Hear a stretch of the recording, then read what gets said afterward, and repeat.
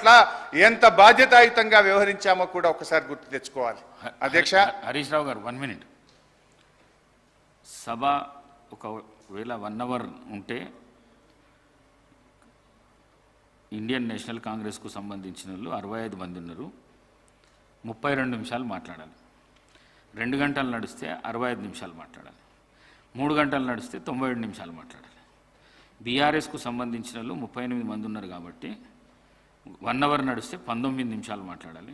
2 hours నడిస్తే 38 minutes మాట్లాడాలి. 3 hours నడిస్తే 57 మినిట్స్ మాట్లాడాలి. బీజేపీకి సంబంధించిన 8 మంది ఉన్నారు కాబట్టి 1 అవర్ నడిస్తే 4 నిమిషాలు, 2 అవర్స్ నడిస్తే 8 నిమిషాలు, 3 అవర్స్ నడిస్తే 12 నిమిషాలు. ఎంఐఎంకు సంబంధించిన 7 మెంబర్లు ఉన్నారు కాబట్టి 1 అవర్ నడిస్తే 4 నిమిషాలు, 2 అవర్స్ నడిస్తే 7 నిమిషాలు, 3 అవర్స్ నడిస్తే 11 నిమిషాలు. సిపిఐకి సంబంధించిన 1 మెంబర్ ఉన్నాడు కాబట్టి గంట నడిస్తే 1 నిమిషము, 2 గంటలు నడిస్తే 2 నిమిషాలు, 3 గంటలు నడిస్తే 3 నిమిషాలు. ఇది ఒరిజినల్గా సభ ముందున్న సమయం ఇది. మరి అన్ని పార్టీల సభ్యులు ఇంకా మాట్లాడాలి. మరి దానికి డిప్యూటీ సీఎం గారు రిప్లై ఇవ్వాలి. మరి ఇక్కడ మాట్లాడిన ఎగువ సభకు కూడా పంపించాలి, అక్కడ కూడా రిప్లై ఇవ్వాలి. కావున దయచేసి త్వరగా ముగించాలని చెప్పేసి హరీష్ రావు గారిని కోరడమైనది.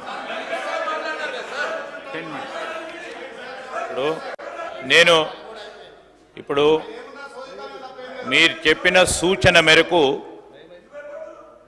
భయపడేది లేదా? హౌస్ నడిపియాలా? ఏం మాట్లాడుతున్నారు? భయపడేది ఉంటే మేము సభను డెమోక్రటిక్గా నడిపియాలనే ఉద్దేశం మా ముఖ్యమంత్రి గారిది, మా ప్రభుత్వాన్ని స్పష్టంగా చెప్తా ఉన్నాం. ఎన్ని గంటలైనా మాట్లాడటానికి మేము సిద్ధంగా ఉన్నాం.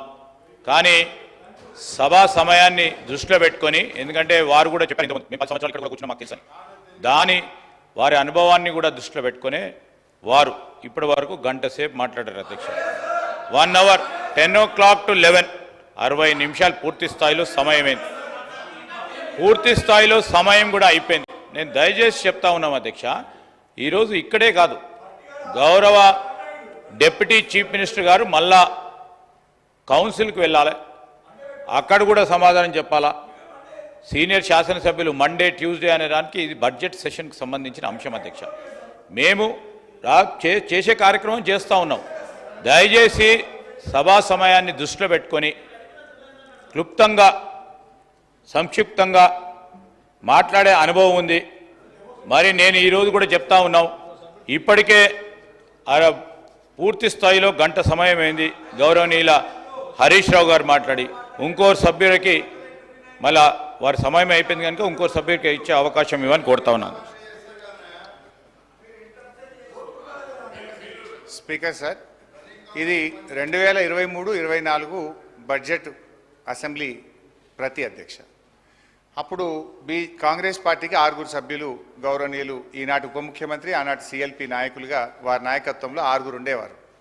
వారు ఆ రోజు 11:30కు అధ్యక్ష 11:30కు స్టార్ట్ చేసి 12:30 దాకా గంట సేపు వితౌట్ ఏ సింగిల్ ఇంటరప్షన్, ఒక్క మంత్రి కూడా లేవకుండా నాన్ స్టాప్ 1 అవర్. చదువు బుక్ పంపిస్తా చూడు, రికార్డు ఇది, నేనేం మాట్లాడతాను, చదువుకో బాబు. అమ్మగారికి అమ్మగారికి ఈ బుక్ చూసుకుంటారు. అయితే నేను ఒకటే చెప్తా ఉన్నా స్పీకర్, అప్పుడు కూడా ప్రొసీజర్ పరంగా రూల్ 152 మేరకు ఈరోజు మేము చెప్తా ఉన్నాం, 18 మంది కాంగ్రెస్ శాసనసభ్యులు ఉండటం, దానికి సంబంధించే అక్కడ ఉన్న గౌరవ శాసనసభాపతి గారు కూడా ఆ విధంగా సమయం ఇవ్వటం జరిగింది. ఇప్పుడు మళ్ళా లెక్కలకు పోతే తప్పు ఒప్పు అన్నీ కూడా అయితే అధ్యక్ష, నేను ఈరోజు చెప్తా ఉన్నాను, దయచేసి సభా సమయాన్ని దృష్టిలో పెట్టుకోమని కోరుతా ఉన్నాం. అంతే. లెక్కలు చాలు చేసింది మీరా నేనా? లెక్కలు చాలు చేసింది మీరు లెక్కలు చెప్తే నేను చెప్పాల్సి వచ్చింది, నేను చేయలే కదా. నేను మాట్లాడటం ఆపి లెక్కలు చెప్పింది మీరు. అధ్యక్ష, దయచేసి నేను కోరేది ఒకటే, బడ్జెట్ కంటే ఈ శాసనసభకు ప్రధానమైంది ఇంకోటి ఉండదు. ఈ శాసనసభకు అత్యంత ప్రాధాన్యత కలిగినటువంటి అంశం, శాసనసభలో చర్చించాల్సిన అంశమే బడ్జెట్. బడ్జెట్కే టైం లేదంటే ఇది ఎక్కడి పద్ధతి అధ్యక్ష? ఒక్కరు కాదు, ప్రధాన ప్రతిపక్షంలో ఇద్దరు ముగ్గురు మాట్లాడేటువంటి ఆనవాయితీ ఉంటుంది. సో కైండ్లీ నేను మిమ్మల్ని కూడా లోపలికి వచ్చి కూడా రిక్వెస్ట్ చేసిన, బడ్జెట్ మీద ఎంత చర్చ జరిగితే మీకు ఇంకా 4 ఏళ్ళు మీ ప్రభుత్వానికి అవకాశం ఉంది. మేమేమన్నా తప్పులో ఒప్పులో ఎత్తి చూపితే అందులో న్యాయం ఉంటే మీరు సరి చేసుకుంటే మీకే మంచి పేరు వస్తుంది. బేసిజాలకు పోయి మమ్మల్ని మాట్లాడనీయక మా గొంతు నొక్కితే నష్టం జరిగేది మీకే. So you should take in a sportive manner. మేము చెప్పే దాంట్లో వాస్తవాలు తీసుకొని సరి చేసుకుంటే మీకే మంచి పేరు వస్తుంది. లేదు మీరు చెయ్యరనుకో, ప్రజల్లో మీకు చెడ్డ పేరు వస్తుంది. మా గొంతు ఈడ నొక్కుతారేమో కానీ ప్రజల గొంతు అయితే నొక్కలేరు కదా, ప్రజాక్షేత్రంలోనైతే మా గొంతు నొక్కలేరు కదా. So please try to give me at least ఇంకొక గంటన్నర సేపు ఇవ్వాలి అధ్యక్ష. I need 2.5 hours. ఇప్పుడు మొదటి గంటలో ఉప ముఖ్యమంత్రి గారు 3 సార్లు లేచిండ్రు, జూపల్లి గారు 1 సారి లేచిండ్రు, శ్రీధర్ బాబు గారు 2 సార్లు లేచిండ్రు. ఆల్మోస్ట్ 20 minutes టైం వాళ్ళే తీసుకున్నారు అధ్యక్ష. ఇకపోతే అధ్యక్ష సార్ 2.5 hours ఏంటి సార్? అరే సార్ 1 hourలో సంక్షిప్తంగా చెప్పదలుచుకునేది వారికి కూడా తెలుసు అధ్యక్ష. ఆల్రెడీ 1 hour అయిపోయింది, ఇంకా 2.5 hours అంటే అధ్యక్ష. శ్రీధర్ బాబు గారు 1 hourలో 20 నిమిషాలు మీరే మధ్యలో ఇంటరప్ట్ చేసి చేయకపోతే ఈ పాటికి నాకు 20 నిమిషాలు సేవ్ అవుతుండే కదా సార్. స్పీకర్ సార్ నేను I don't want to waste my time sir. అయితే అప్పుల గురించి మాట్లాడుతున్నారు, మరి నాణానికి ఒకవైపే చూపిస్తున్నారు కానీ మేము క్రియేట్ చేసిన ఆస్తుల గురించి కూడా ఈ ప్రభుత్వం చెప్పాలి కదా అధ్యక్ష.